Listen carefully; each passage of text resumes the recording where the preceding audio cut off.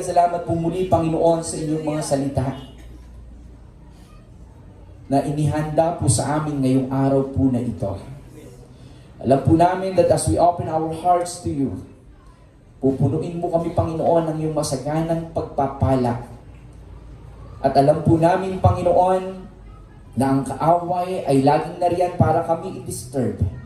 Kaya anumang gawa ng kaaway to disturb our focus, our hearts, today it will not prevail in Jesus' name. But allow us to be receptive and receive your word with gladness. Receive it, Lord, with an expectation that you are doing something sa aming mga buhay. Salamat, Panginoon, ng marami. Ikaw lamang ang maitaas, mapapurihan at maluwalhati. Thank you for your anointing, and let your name be glorified alone. In Jesus' name, amen. Praise God. Sabihin nga po natin, the way out. Ayan. Okay. Ano ba yon? It is an exit path na kung saan ay kapag humaharap tayo doon sa isang circumstances ng ating buhay na hindi po natin alam kung saan yung daan papunta o palabas mula doon sa challenges po na yon. Okay? Meron pong way na ipinrovide ang Panginoon. Amen po ba? Okay, 1 Corinthians chapter 10, verse 13, it is a warning, okay, mula kay Paul sa mga Kristiyano po, sa mga taga-Korinto. Okay, warning po yun. Ginamit ni Paul yung exodus or yung escape ng mga Israelites mula sa Egypt.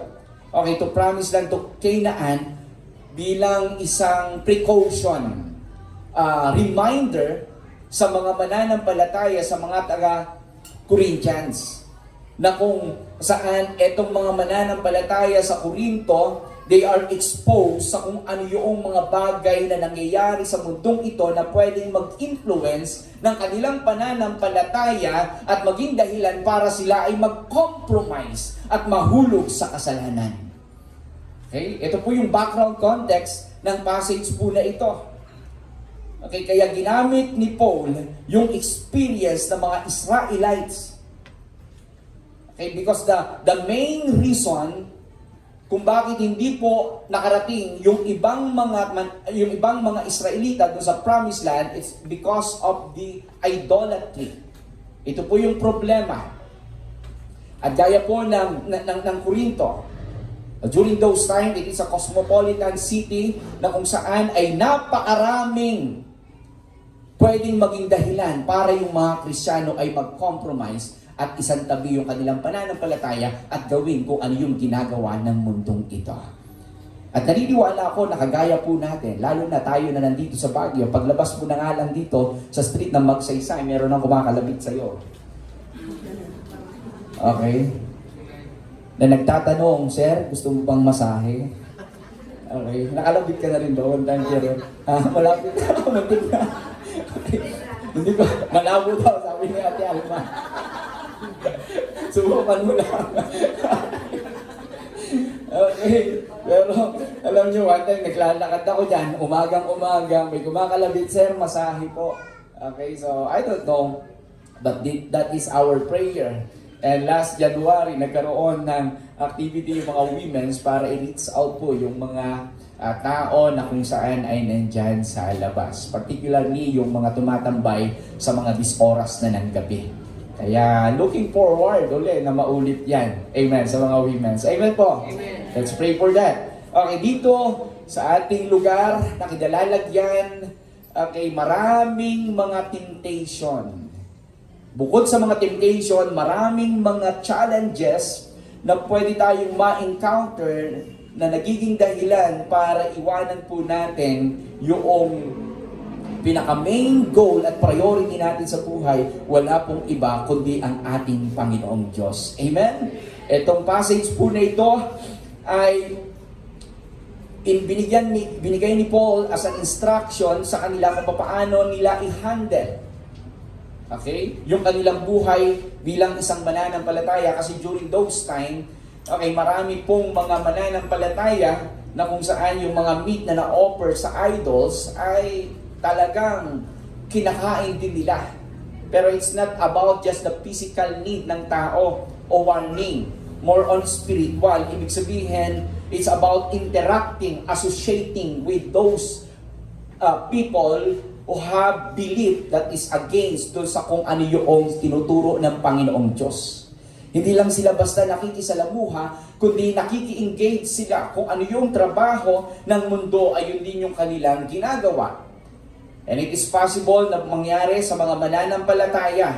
Okay, kaya this warning is for us also. Amen po. If we try to read yung verse 18 to 22, makikita natin yung context ng passage na to, na ito ay warning para na sa ganoon hindi po sila mag-compromise, okay, dahil sa maling takbo ng mundong ito. Praise God. Okay, tignan po natin ito. In 1 Corinthians chapter 10 verse 13, yung word dito na temptation, okay, hindi lang tumutukoy of course doon sa temptation na tinitempt tayo ng kaaway, but it also refers doon sa trial or enticement to sin. Okay, iba't iba po yung ating kinaharap na trials or challenges sa buhay, temptation, magkakaiba yung mukha. Amen? Magkakaiba yung ating mukha ng problema. And this word is the same word that James used in James chapter 1 verse 2. Na sinabi niya doon, my brethren, count it all joy when you fall into various trials. Yun pong Greek word doon ay pirasmos. So refers to any trial or enticement para makagawa tayo ng pagkakamali o para tayo ay mahulog sa kasalanan. Okay? The same word, and the same word that Peter used in 1 Peter chapter 1 verse 6. Na sabi niya dito, in all this, you greatly rejoice, though now for a little while you may have had to suffer grief in all kinds of trials. The trials here is pirasmos. Same meaning. Na kapag hindi tayo naging aware, okay, itong mga test na to, itong mga trials na to, itong mga temptation na ito, ay pwedeng maging dahilan para tayo ay tumalikod sa kung ano yung pinaniniwalaan natin. Okay? Amen. Okay, ito pong trials na ito, sabi ng Bible in 1 Corinthians chapter 10 verse 10, that no temptation, this kind of trials, has overtaken you except what is common to man. Tignan po natin. Itong trials po na ito ay very common to all people. Hindi po siya unique o hindi siya kakaiba. Ibig sabihin, kung ako ay humaharap sa ganitong klase ng trials, lahat tayo pwedeng humarap dito. Amen? At minsan sinasabi ng mga tao, ang tindi kasi ng problema na kinaharap ko, kaya naging dahilan yon para ako ay mahulog sa pananampalataya. Okay. Yung mga tao kasi na yan, wala silang ganitong kalaking problema na katulad ng problema na meron ako. Hindi po common. Probably, hindi man yun yung na-experience ng isang tao, pero sa lahat ng tao na nasa mundong ito, meron sa kanila na naka-experience ng problema natin na kagaya na kinaharap ngayon. Amen. Regardless of our status, regardless of our beliefs, okay, ito pong trials po na ito, sabi ng Bible, okay, this is a universal human experience. Amen. It is common to man, meaning ibig sabihin, okay, kapag tayo ay tao, tignan mo nga yan katabi mo, sigurado ako, may pakiramdam yan. Amen. Sigurado ako may moral yan. Speak po doon sa human being. Lahat po tayo nakakaranas na ito. Yan po yung katotohanan mula po sa salita ng Panginoong Diyos.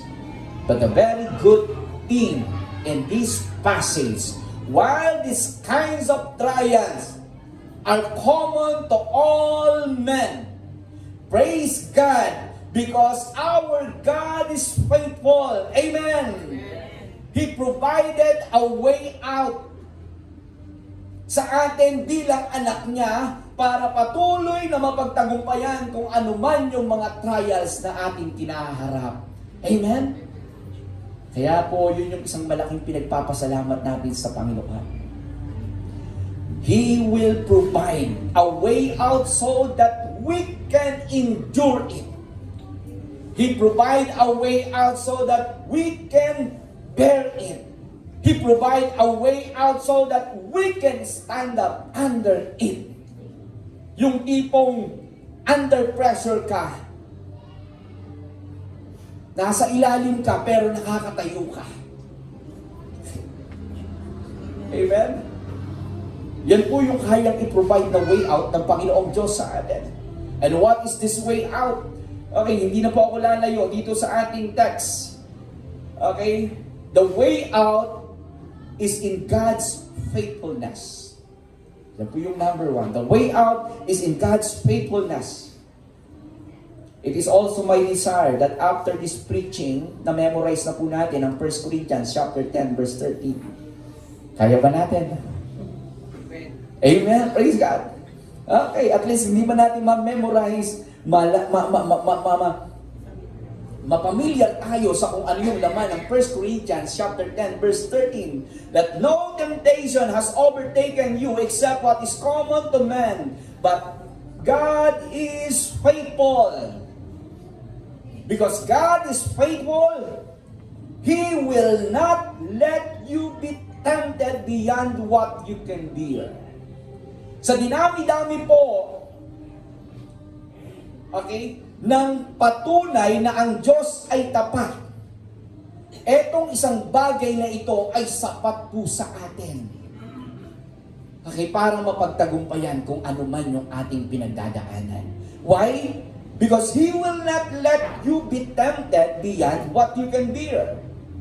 Ibig sabihin po, hindi iaalaw ng Panginoong Diyos na dadaan sa atin yung matinding trials, matinding circumstances, yung temptation na yan, nang higit doon sa kapasidad natin para mapagtagumpayan yung mga bagay po na yan.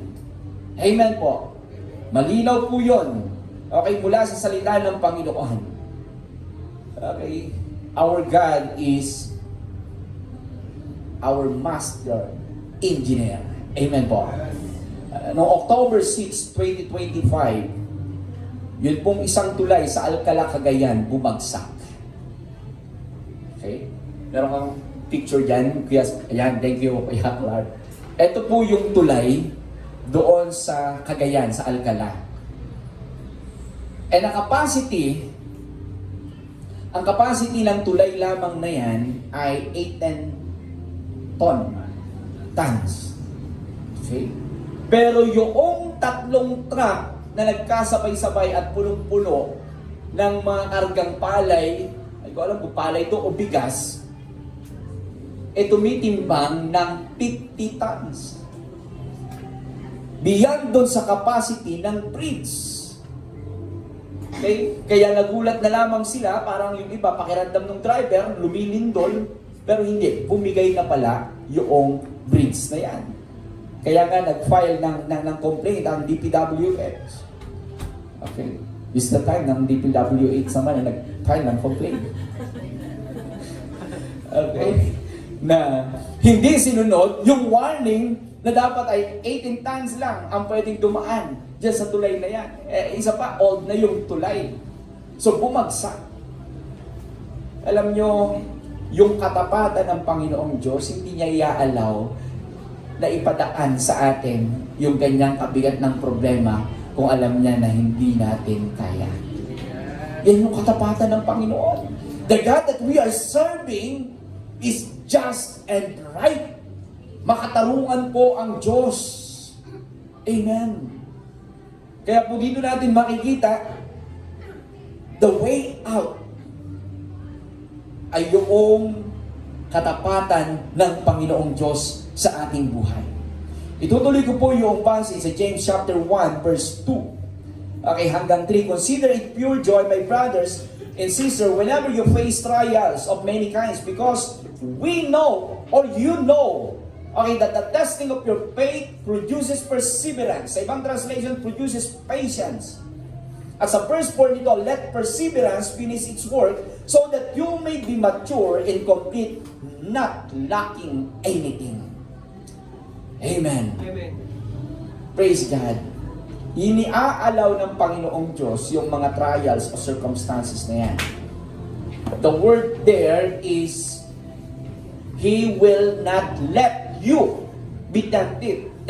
Hindi niya sinabi, He will give you. Okay? Dahil yung mga ganitong klase po ng trials and temptation, hindi po nanggagaling sa Panginoon, kundi inaalaw lamang po yan ng Panginoong Diyos sa atin. In James chapter 1 verse 12. Okay? Ito po yung sabi niya dito. Ayan, blessed is the man who persevere under trial, because when he has stood the test, he will receive the crown of life that God has promised to those who love Him. Verse 13, when tempted, no one should say, God is tempting me. For God cannot be tempted by evil, nor does He tempt anyone. Okay, the Lord is allowing those kinds of trials. Those kinds of trials, yung pirasmos na tinatawag. Okay, hindi para ibigay sa atin at parusahan tayo, kundi inaalaw niya yan para mag-build yung ating pananampalataya at mag-mature tayo sa ating spiritual na pamumuhay. Amen. In 1 Peter chapter 1 verse 6 to 7, babasahin ko po ulit. 1 Peter 1 verse 6 to 7, and all this you greatly rejoice through now, for a little while you may have had to suffer grief in all kinds of trials. These have come so that the proven genuineness of your faith, amen, of greater worth than gold, which perishes even though refined by fire, may result in praise, glory, and honor when Jesus Christ is revealed. Amen. God will not allow us to go through doon sa trials para ipanish po tayo. Hindi po yun ang pinaka-main purpose ng Panginoon. Although may mga bunga ng consequences sa ating buhay, pero iba po yun sa tinutukoy po natin ngayon. Okay, yung mga bunga ng maling desisyon po natin ay dinidisiplin po tayo ng Panginoong Diyos para itama yung ating pagkakamali. But in this case, God is allowing those kinds of trials for us to grow. Amen.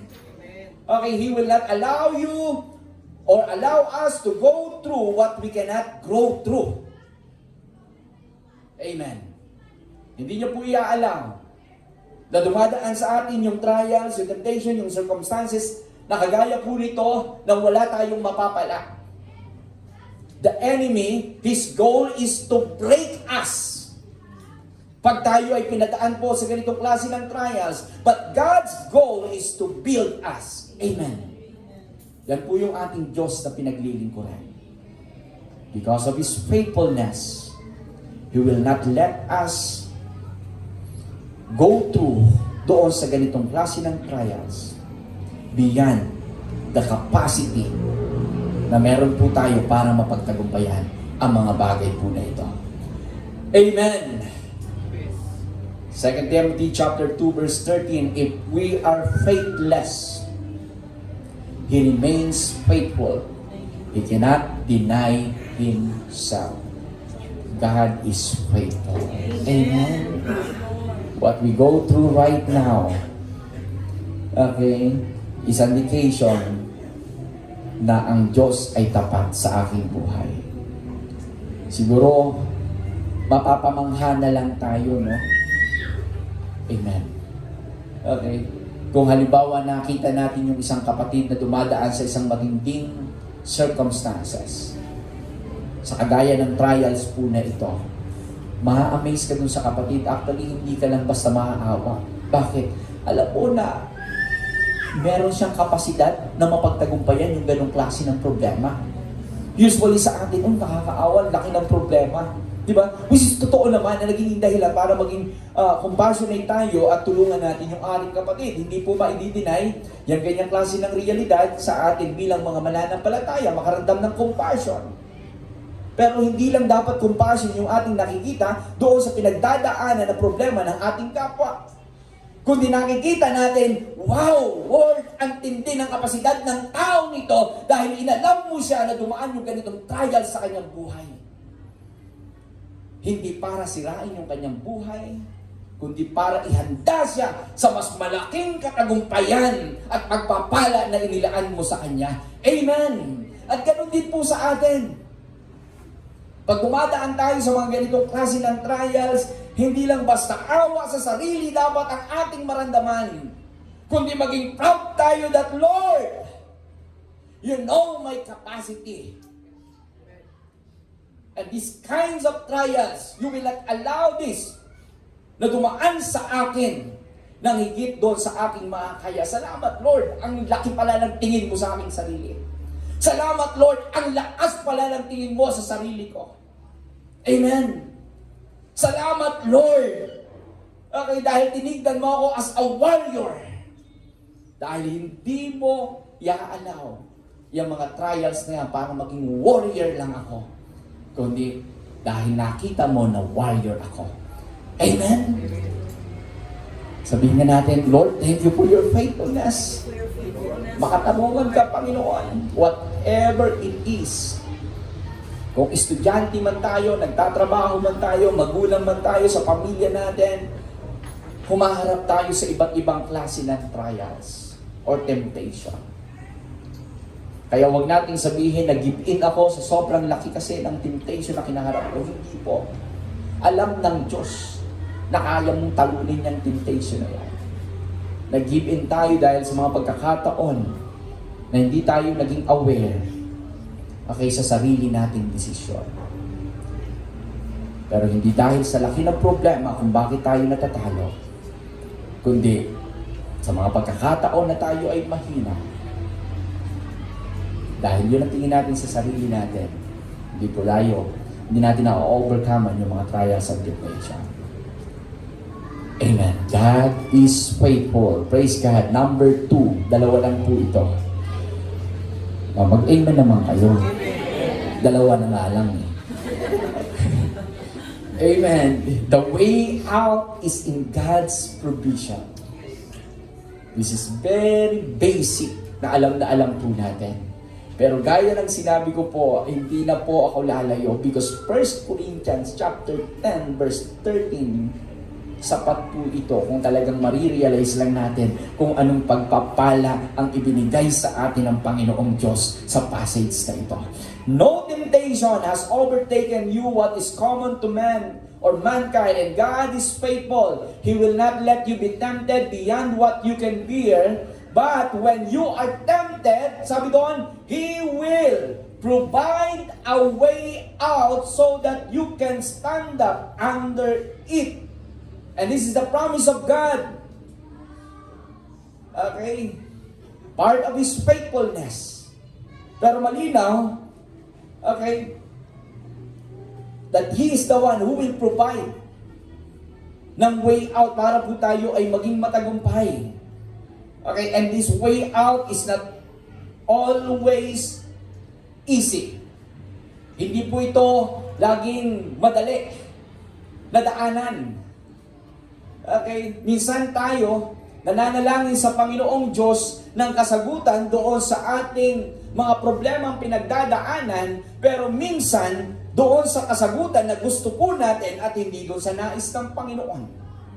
Remember that it is God's way and not our own way. Yes. Amen?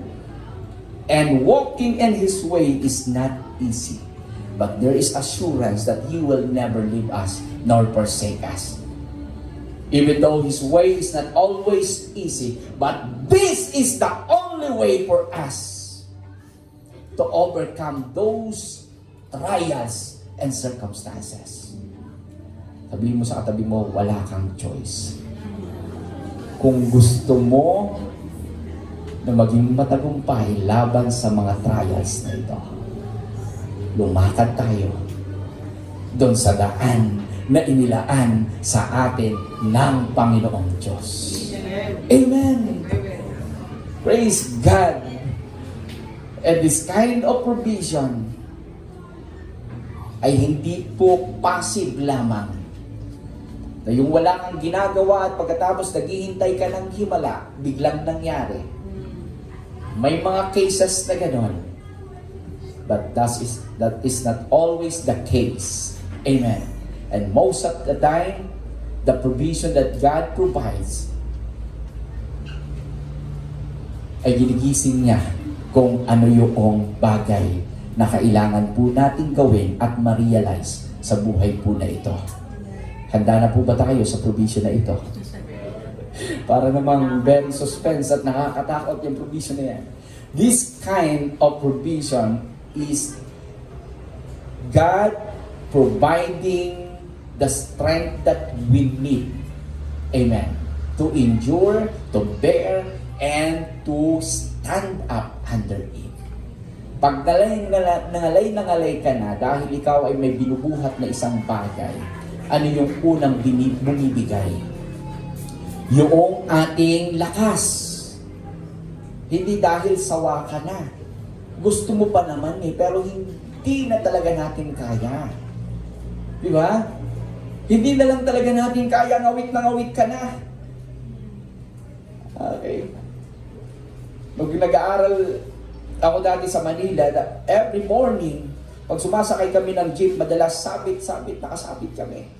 Bago pa dumaan sa amin yung jeep, puno na, kaya problema mo na nga yung pagsabit, problema mo pa yung tutungtungan mo.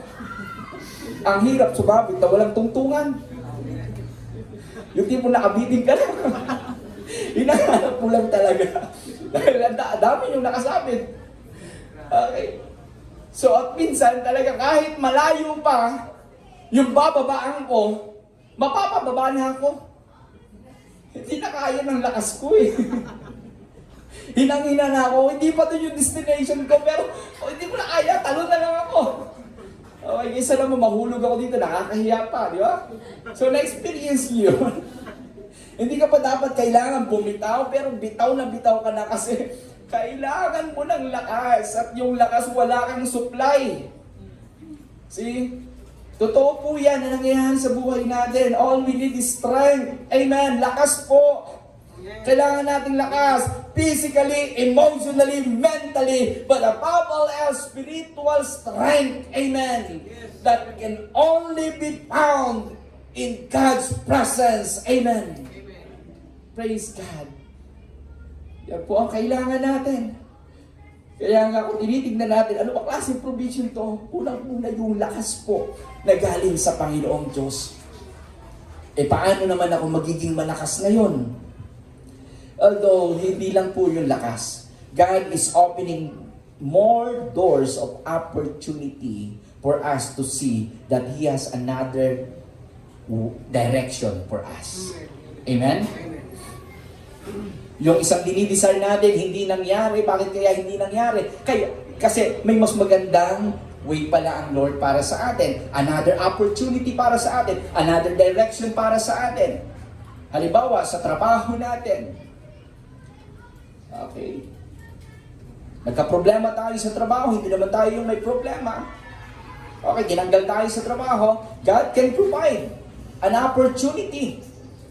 Okay? Para na sa ganon, ma-realize natin na may mas maganda pa palang bagay na pwedeng gawin ng Panginoong Diyos sa akin sa trabaho. At hindi lang yung bagay na inaasam-asam ko. Amen po? Amen. Probably, it can also happen sa ministry. It can also happen, okay, sa lahat ng area ng buhay natin. But I want to focus also, okay, dito sa strength na tinatawag na to. Alam po ba natin, okay, na yung prayer and fasting is one way of God's provision for us to be strong. Yes. Amen? Amen? Amen po ba? Naniniwala po ba tayo na yung prayer and fasting are considered God's provision for spiritual discipline, okay, for spiritual training, so that we will continually grow our spiritual muscle para po tayo ay maging malakas. At sabi ko kanina, hindi po sa lahat ng pagkakataon madali ito. Kaya po hindi ganun ka-easy. But this is one way of God's favor and provision po sa atin. Pinipreach ko po ito hindi dahil nasa 21 days prayer and fasting tayo ngayon. Pero kailangan na papaalalahanan ng church. In order for us to be strong spiritually, we need to have a constant communication with the source of power and strength na walang iba kundi ang ating Panginoong Diyos. Amen po? This is very common message. Very practical message, pero alam po natin na napakahalaga na kapag napabayaan po natin, pwede tayo maging powerless. Na kahit gaano kaliit ng problema na pinagdadaanan natin, irritable ka na at hindi mo na alam ang gagawin mo. Damay na lahat ng tao. Di ba? Na dapat ay sa atin lamang. But because without this strength that comes from the Lord, yun po yung nangyayari. Kaya napaka-importante po ito. Siguro inaisip natin yung fasting, Pastor, kasi kailangan paghandaan yan. Okay, sige. Yung fasting, pinaghahandaan talaga. Kaya nga dito, hindi tayo mandatory. O kaya naman ay hindi siya, ang tawag ito? Persahan. Sa ayaw, hindi mo dapat mag-fasting ka, okay? Ang talagang pinersa lang doon sa mga part ng worship team ay yung social media. Okay? So, yun lang. Pero pagdating sa pagkain, okay, yun lang, bahala na po kayo magdesisyon. Dahil nga, kailangan nating paghandaan. Hindi tayo pare-parehas ng sitwasyon. Hindi tayo pare-parehas ng trabaho. And we understand because fasting, it is your dealing with the Lord. Amen? At hindi po sa amin. At hindi sa kung sino mang tao dito. It is between you and God. Amen po? Okay, so malinaw po yun. Pero yung prayer, okay? Pastor, pinaghahandaan kasi ang prayer. Okay. Yun nga yung paraan natin para maghanda eh. Paano tayo makakapaghanda? Amen? Praise God. Sabihin na po natin yung prayer. Okay, yan yung ating kailangan. Okay, that is our weapon. Being more offensive doon sa atake ng kaaway at hindi lang tayo laging defensive. Na kapag tayo ay humaharap lamang sa problema at circumstances, okay, doon lang natin nilalabas, okay, yung lakas na meron tayo, yung prayer. Wala pa man yung kaaway, ginagawa na natin to for us to advance. Pag nasa defense lang tayo, mangyari, passive ka. Naghihintay ka lang ng problema na kakaharapin mo. At may tendency na pag wala tayong, kailan ko ba sinabi to? Hindi ko alam, pero parang ang nasa agos sa dagat, o kaya nasa river, kapag hindi ka sumagwan, tatangayin ka ng alon. Yun po yung katotohanan. Kaya maraming double-minded people nakasabay sa agos o alon ng dagat. Pero kapag nananagwan tayo, okay, makakapunta tayo doon sa direction na gustong papuntahan sa atin ng Panginoong Diyos. Ibig sabihin, offensive, ano natin to? Weapon natin. Hindi laging defensive. Pag offensive yan, ibig sabihin, meron kang karapatang mag-advance. Meron kang karapatang magpatuloy. Bakit? Meron kang pinanghahawakan na sandata na kung ano mang kaharapin mo dun sa dinadaanan natin, sigurado na mapapagtagumpayan natin. Dahil dun sa lakas na taglay po natin mula sa Panginoon. That is our constant communication with our God. Amen po ba? And prayer and fasting is one way to really seek God's presence. That's all. Marami tayong kanya-kanyang motibo para gawin ito. But our number one goal is to set aside anything na pwedeng mag-disturb sa atin para mas maranasan yung presensya ng Panginoong Diyos. That's why when we do prayer and fasting, pag pinagsabay ito, lalo na yung fasting, we need to have the right goal and motive why we are doing this. Bakit po natin ginagawa ito? I want to spend more time with His presence. I want to be strong spiritually because of His presence. I want to overcome all the things na alam ko na hindi tama sa buhay ko at mas gustuin ko na mas piliin na manatili sa presensya ng Panginoong Diyos. That's why this is our encouragement. Hindi man tayo makasabay sa 21 days fasting. But please, let us not stop praying. 1 Thessalonians chapter 5 verse 17, pray without ceasing. Pray continually. Amen po. Okay, continually means yung buhos ng ulan na hindi po siya ambon. Tuloy-tuloy nga pero ambon. Pero yung continually na tinutukoy po dito ay yung walang patid. Nakita na kayo yung tumutulo doon sa bahay nyo na dire-diretso? Okay? Yung bubong na butas tapos tutulo siya. Parang may ulan na rin sa loob ng bahay. O baka sa amin lang yun. Dire-diretso. Okay, iba po yung tulo na papatak. Kaya pwede pang sahuran ng batya. Okay? Pero yung continually na sinasabi dito, tuloy-tuloy, walang patid. Yun po ang encouragement sa atin kung paano tayo manalangin. It is not always easy. Kaya nang sinabi ko, but it is God's way and this is the only way for us. It is the only way out to overcome those trials and temptation. Kaya hindi man tayo makasabay sa 21 days fasting, but I encourage each and every one of us to set up time na mag-pray, lumapit, tumulog sa Panginoon. Amen. Wala naman akong problema, Pastor, kaya bukas na lang ako mag-pray. Bukas, alam ko may problema ako bukas eh. Kaya bukas na lang yung prayer ko. Hindi po dapat ganoon. Amen? Sabi ko, hindi tayo makaka-advance. Dapat unahan natin ang kaaway. Huwag nating hayaan na makaposisyon yung kaaway at magkaroon ng puwang sa atin. Praise God. Ang goal natin, keep advancing, and we cannot do it without prayer. Praise God. Amen. Consistently seeking God's presence. It is His provision for us para po maging matagumpay doon sa problema na kinaharap po natin. And of course, through His Word. Kaya meron pong Word of God.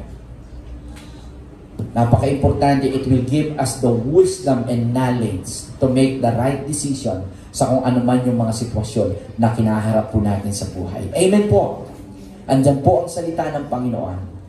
God's Word is a light unto my feet and lamp unto my path. Baliktad yata. Lamp unto my feet and light unto my path. Amen?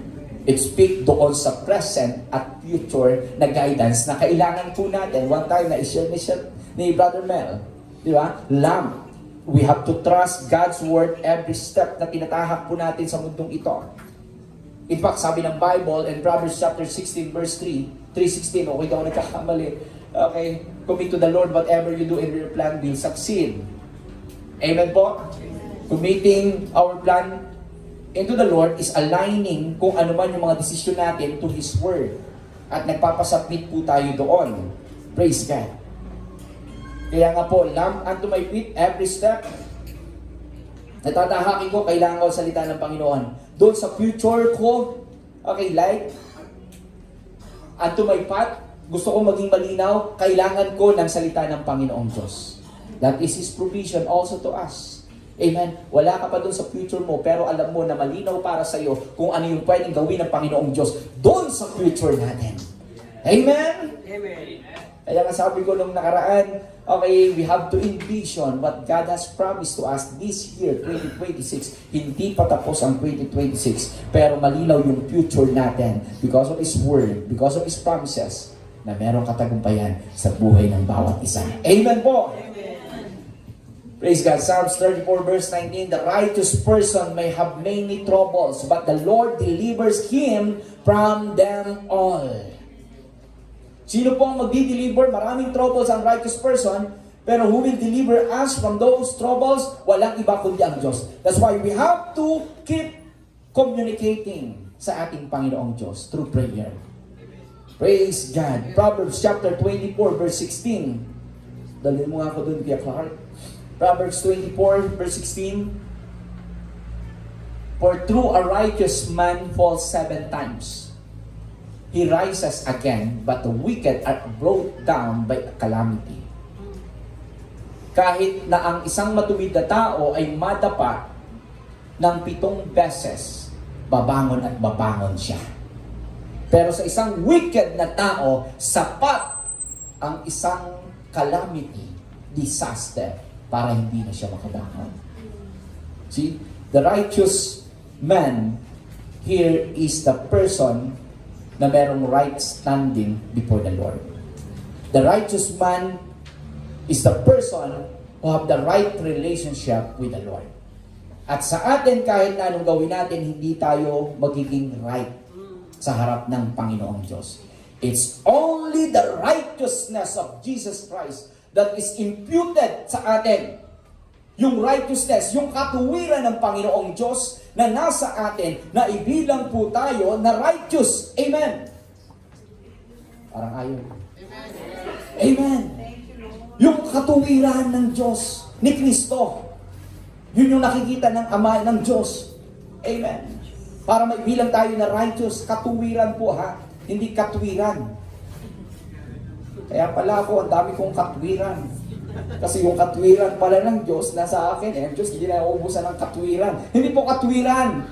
Katuwiran. Amen. Yung magiging matuwid. Amen. Sa harap ng Panginoong Diyos. Naging matuwid po tayo sa harap ng Panginoong Diyos. Yan ay dahil sa kanyang banal na dugo, sa banal na dugo na Jesus. Amen. May tendency man na madapa tayo, maitublak tayo man. O may dadya tiyempo, nga kas kinadakil dadya problema, nga sangsangwan tayo. Katkas lang ay hantayo amuno kasano nga tumakdiran. But because of having right relationship with God, it caused us to come before Him and pray and ask Him as our Abba Father. Amen. We cannot come before the Lord, our Father, if we don't have right relationship with Him. It's because we have this right relationship with the Father kung bakit po tayo nakakahingi sa Kanya. Amen po. Yun yung basis ng paghingi natin sa Panginoon. And He will provide. Kung ang ating Ama dito sa ibabaw ng lupa kaya niyang ibigay yung mabuti para sa atin, how much more yung ating Ama na nasa langit. Amen. It is because of the relationship. Kaya nga kahit madapa tayo, babangon tayo, hindi dahil sa sarili nating lakas, kundi dun sa strength na sinusupply ng ating Ama na nasa langit na kailangan natin para patuloy na maging matagumpay. Amen po. Okay. Bumabangon tayo. Yung nadadapa ay yung nakabangon at naglalakad. Pero yung nakadapa na, hindi na madadapa yan. Hindi na babagsak, bagsak na eh. Kaya tayo nadadapa kasi bumabangon tayo. Amen? At sa pagbangon natin, patuloy tayong natututo, patuloy tayong nagiging malakas. It speak about the endurance, perseverance of those people who have the right relationship with God through Jesus Christ. Amen. Ang nagsusustain ng strength po natin, walang iba kundi ang Panginoon. In Nehemiah chapter 1 verse 4, when Nehemiah heard that the walls of Jerusalem ay wasak. Ano yung ginawa ni Nehemiah?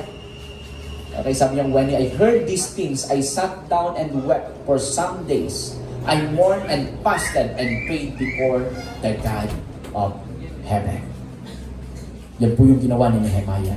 2 Chronicles chapter 20 verse 3 to 4. Nung si Jehoshaphat at ang kanyang mga army ay haharap sa napakaraming kalaban. Ang sabi po ng Bible, alarmed, okay, Jehoshaphat resolved to inquire of the Lord and he proclaimed national fast po ito. A fast for all Judah. The people of Judah came together to seek help from the Lord. Indeed, they came from every town in Judah to seek Him. And it is also Jehoshaphat na nagsabi, Lord, we don't know what to do, but our eyes are on you. Amen? That is true seeking God. Prayer Hindi natin alam kung ano ang ating gagawin, pero yung ating paningin ay nakatingin lamang po sa Kanya. Amen. In Esther chapter 4 verse 16, matindi po ito. At dito na ako magtatapos. Praise God. Go gather together all the Jews from are in Susa. After they heard the decree para i-annihilate po ang bayan ng Judah. Ang Judah, although Esther ay galing po siya sa Benjamin tribe. Pero ang Southern Kingdom na binubuo po yan ng Benjamin tribe at Judah. Okay, kaya sila po yon. Okay, after nilang marinig yung decree na lahat ng mga Hudyo ay maa-annihilate, ang ginawa ni Esther, dahil si Mordecai nandoon siya sa bungad ng palas, nang ginawa niya ay talagang winasak niya robe niya, naglagay ng sako, yung iba naglagay ng abo, okay, na pagpapakita ng matinding pagdadalamhati nila doon sa narinig nilang balita. Napapatay lahat ng mga Hudyo, mawawasak sila. Kaya ang ginawa ni Esther, Queen Esther, nireplace niya si Queen Vashti. Under po sila ng Persian Empire during that time.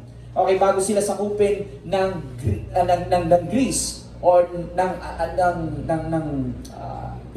Alexander the Great. Okay, go gather together all the Jews who are in Susa. And fast for me, do not eat or drink for 3 days.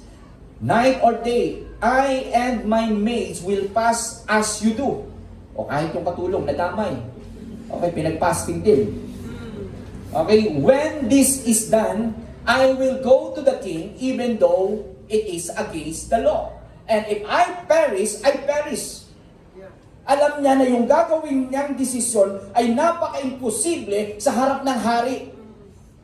Dahil yung pumunta ka sa hari, humarap ka na wala kang appointment, patay ka. Ganun ang utos. Not unless humarap ka sa hari at pagkatapos ituro niya yung scepter niya sa iyo at hawakan mo yung dulo nito, ibig sabihin, kung ano yung wish mo, gagawin ng hari. Pero kapag hindi nangyari yon, patay ka. Kaya ganyan katindi yung statement ni Esther.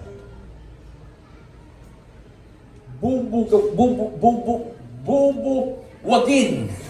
Ayan. Bubuwagin o sisirain ng panalangin yung decision ng hari. Na alam natin na kapag decision ng hari hindi nababalik, decree na yan. She go against the law of nature kung titignan natin. At humihiling siya ng miracle na para bang napaka-imposible. Kaya sabi niya, patay kung patay ito.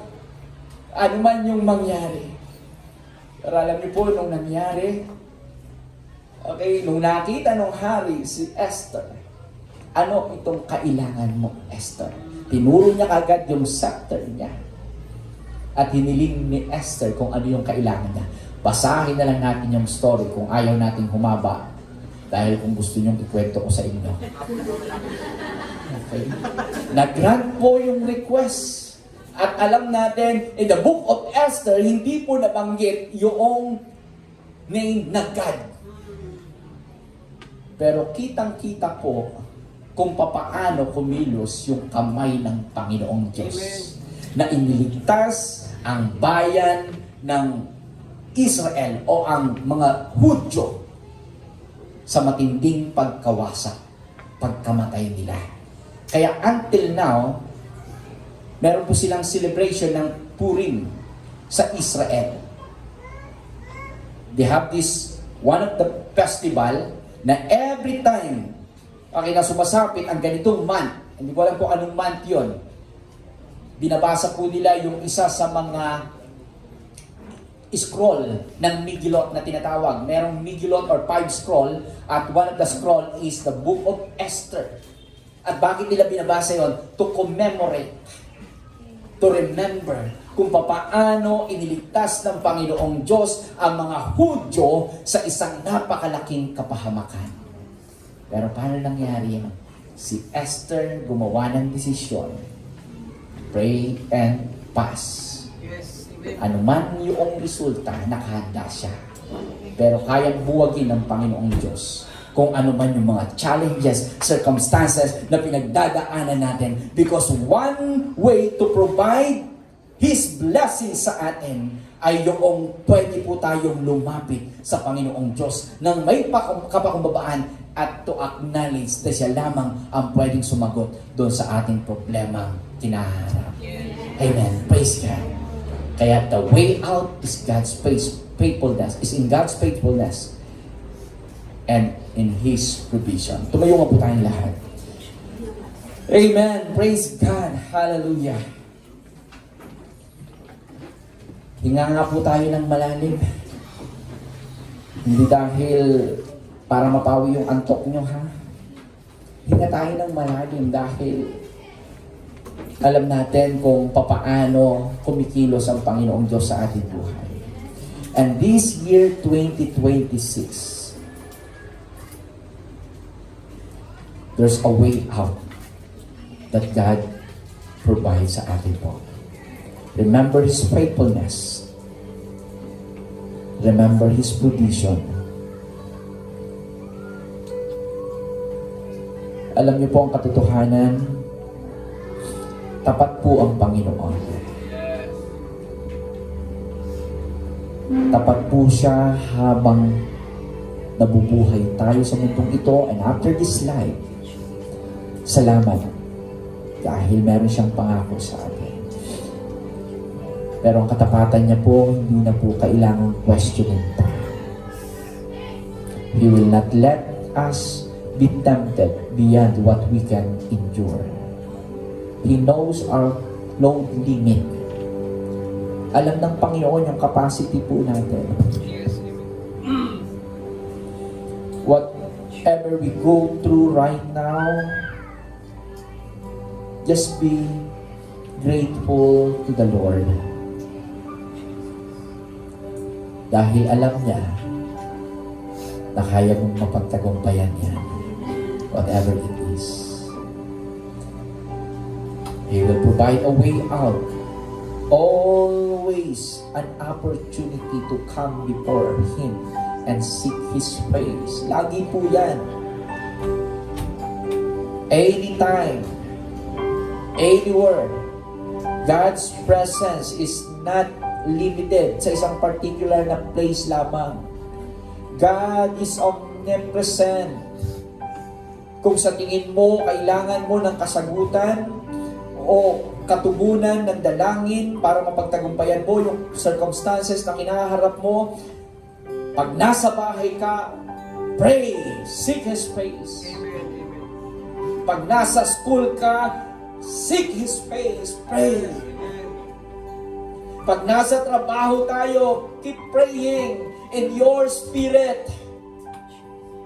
Seek His face. Saan man tayo naroon. But it is a challenge to us. Na sa lahat po ng pagkakataon, may problema man tayo o wala, let us continue seek His face, His presence. Ito po yung paraan para mag-advance tayo patungo doon sa destination ng Panginoong Diyos sa atin. This year, 2026, for your life, for your work, for your family, and all areas ng buhay po natin. Hallelujah. Awitin nga po natin ito minsan pa, ikaw ay tapat habang buhay. Hallelujah. Thank you, Jesus.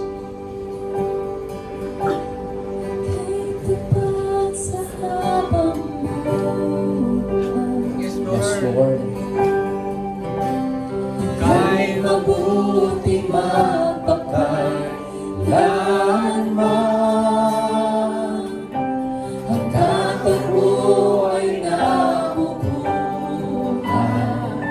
awitin ko ang kabutihan ng Diyos. Awitin po natin yung first verse. Mahal kita, Amen. walang hanggan iyong biyaya. Amen. Amen. Thank you, Lord. buhay ko. Hawak mo sa iyong kamay. Mula sa aking pagmula hanggang sa pag-ibig, awitin ko ang kabutihan ng Diyos. Hallelujah. Ika'y tapat sa habang buhay. Ika'y mabuti magpakailanman. Hanggat ako ay nabubuhay, awitin ko ang kabutihan ng Diyos. Ang piling mo Sige po, let's continue to express our thanksgiving to the Lord for the way out that He provided sa atin. His faithfulness at the strength na patuloy niya pong ipinagkakaloob.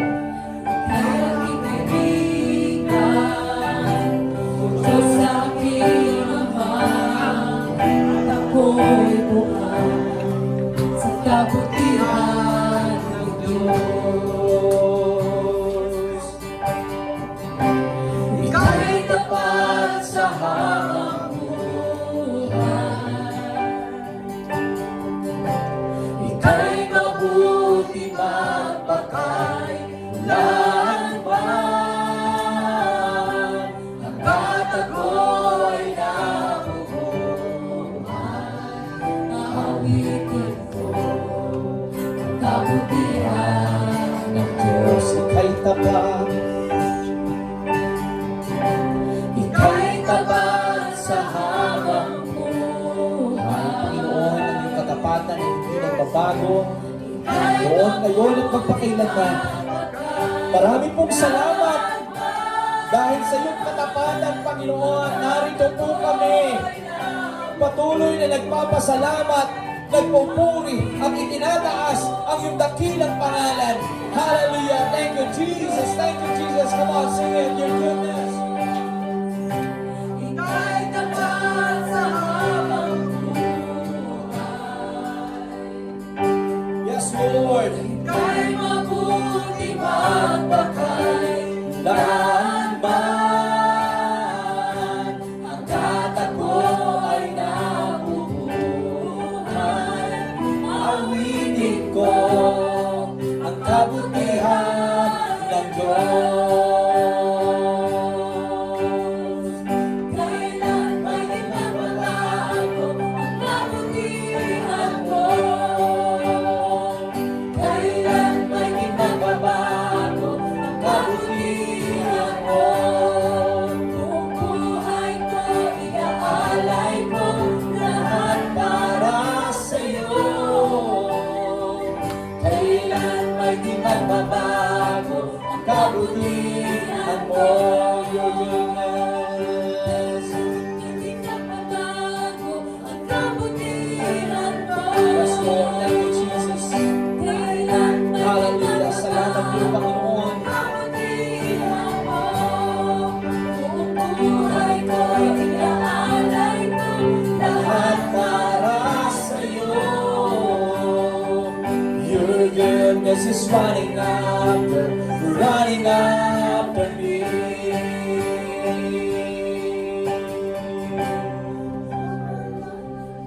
Hallelujah. Thank you, Jesus.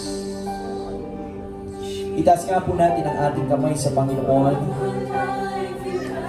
as we sing this one more time, all my life. Every breath that I am made of the goodness of God. I will sing of the goodness of God. I will sing of the goodness of God. Panginoon, narito po kami ngayong araw po na ito. Nakataas sa inyo ang aming mga kamay. at patuloy na nagpapasalamat dahil ang iyong kabutihan ay hindi nagbabago noon, ngayon at magpakailanman. Kung meron man sa aming mga kapatid na narito ngayong araw po na ito, kahit ang mga nasa online, Panginoon, Lord, dalangin po namin ang iyong pagkilos. Patuloy po na ipaunawa sa amin ang iyong katapatan na hindi nagbabago noon, ngayon at magpakailanman. At ito ay patuloy naming nararanasan. Marami pong salamat, Panginoon, dahil kami ay pinalalahanan mo that because of the righteousness of Jesus Christ that is imputed sa aming Panginoon, we can always come before your throne with boldness. Dahil alam po namin na kaming mga anak mo ay hindi mo kami papahiyain. Hindi mo kami bibiguin, Panginoon, kung kami ay patuloy na lalapit at tatawag po sa inyo. Kaya, ang panalangin po namin, ang iyong mapagpalang kamay ang siyang maranasan po namin maging sa taon ng 2026. Thank you for the way out, O God. Na anuman ang harapin po namin, there is assurance na kami ay patuloy na magiging matagumpay. At salamat po, Panginoon. Salamat po sa bagay na yan. Lord, protect each and every one. Hayaan mo, Panginoon, na sa mga desisyon na aming gagawin, ay ito lamang ay naaayon sa inyong kalooban. Amen. Pagalangin mo po kami, Panginoon, sa aming pisikal na karamdaman. Heal us even emotionally. Kung kami man ay nasaktan, Panginoon, kailangan po namin ang kagalingan mula po sa inyo. Lord, mentally help us to focus sa kung ano yung pangako mo sa aming buhay. Help us to meditate your words, O God. Any negative thoughts, O Lord, hindi po ito mula sa inyo. Kaya winawasak po namin anumang kaisipan na hindi po galing sa inyo. Sa pangalan na Jesus, we cancel and rebuke it in Jesus' name. Wala pong karapatan ito para i-disturb yung direction mo para sa amin. And we thank you for your words. Thank you for giving us always an opportunity para patuloy kami na maging matatag at malakas sa aming pananampalataya. Salamat po, Panginoon. Uuwi kami sa aming mga tahanan, taglay ang kagalakan sa aming puso. Nag-uumapaw, Panginoon. Yan ay dahil sa iyong presensya at pagpapala na tinanggap po namin, Panginoon. Salamat po, Panginoon. Sa iyo lamang kalwalhatian, karangalan at kadakilaan. With the grace of our Lord Jesus Christ, the everlasting love of our Father, the never-ending communion and guidance of the Holy Spirit, be each and every one of us. This we ask in Jesus' name. Amen. Amen. Praise God.